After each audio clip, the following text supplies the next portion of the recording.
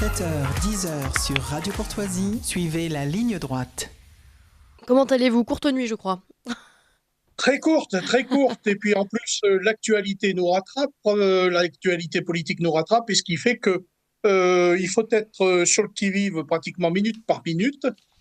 Et donc j'ai fini, comme je vous le disais, la chronique d'aujourd'hui à 1h30 du matin. Bon, en même temps, il y a eu pas mal d'événements. Ça justifie assez votre travail tardif, puisque je crois que vous allez justement réagir à tout ce qui s'est passé hier, à cette union, désunion, etc.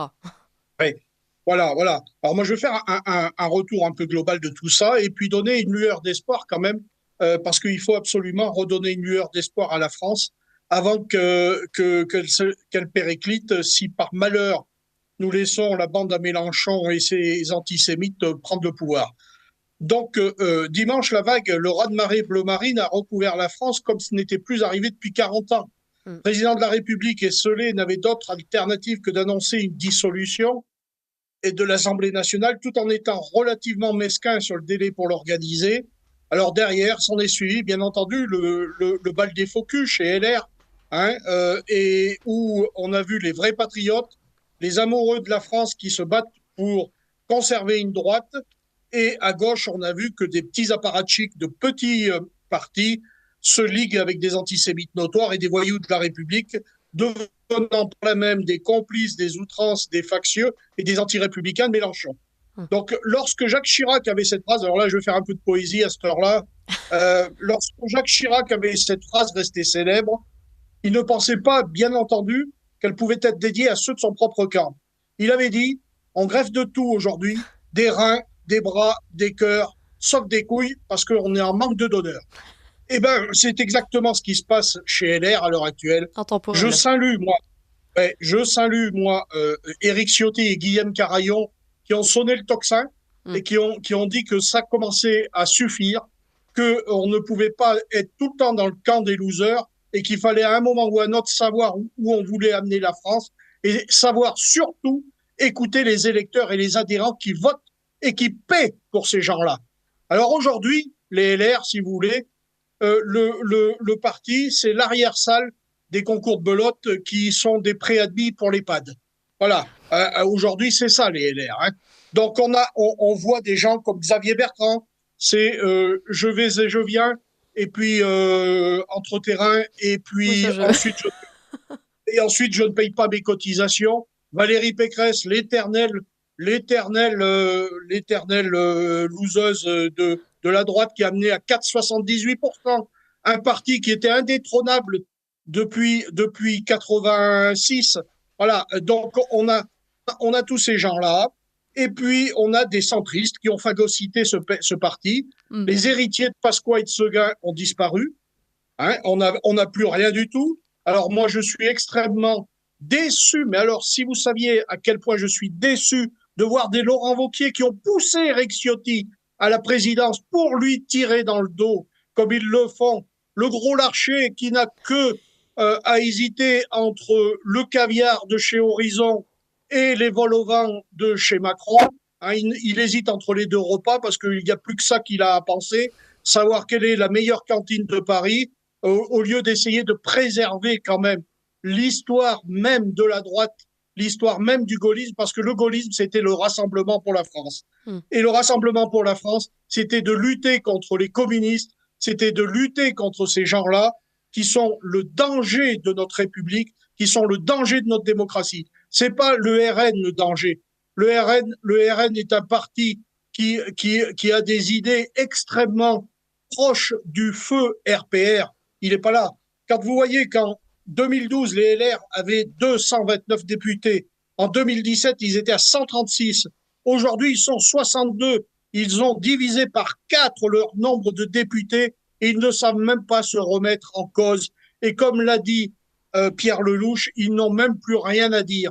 Comme l'a dit Henri Guénaud, quand vous n'avez plus rien à dire, vous disparaissez. Et ben c'est exactement ça.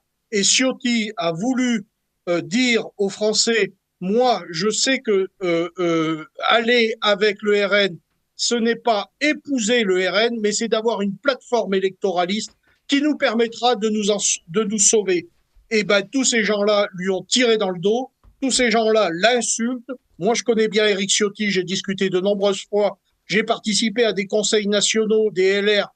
J'ai vu des Valérie Pécresse arriver, faire un putsch, couper la parole à Jean Leonetti, qui est quelqu'un qui est relativement discret, qui est quelqu'un qui est vraiment gentil et tout, et s'en aller après avoir fait leur putsch, sans avoir payé, comme Daniel Fasquelle l'avait déclaré en conseil nationaux, d'avoir payé leurs cotisations et ce qu'ils doivent au parti. Ces gens-là viennent vous faire des leçons de morale au journal à 20h et ils n'ont même pas été capables de payer leurs cotisations d'élus. D'élus, voilà où ils en sont.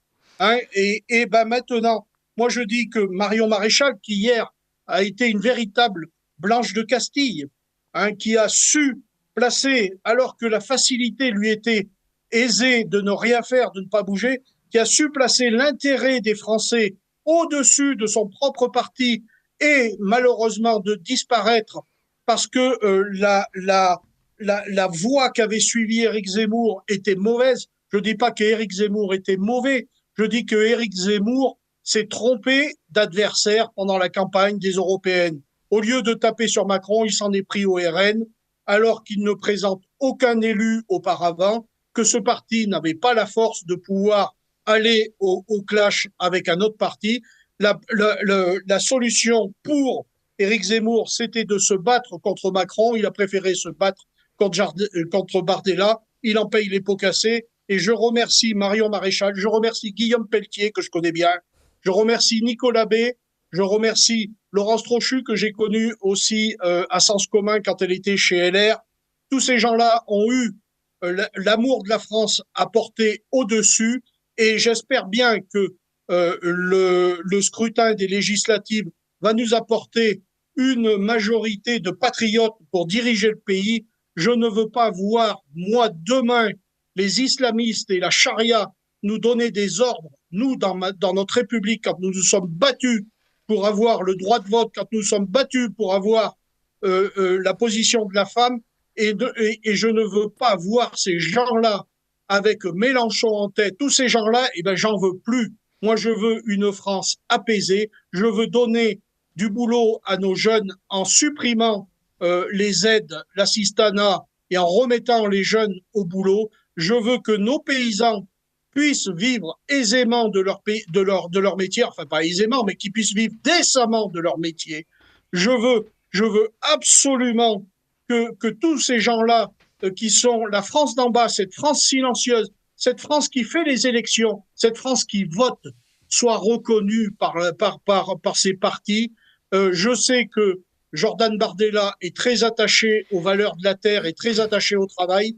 Il faut qu'on puisse leur donner leur chance au RN et que le RN puisse enfin diriger un pays avec des gens venus de chez LR, avec des gens venus de chez Zemmour s'il faut, mais il faut absolument qu'on change le paradigme. Merci beaucoup Pascal Pointu. Coup de gueule et coup de cœur passé. On vous a bien entendu. De toute façon, on va continuer à suivre cette chronique infernale de l'Union des droites. À la semaine prochaine, Pascal.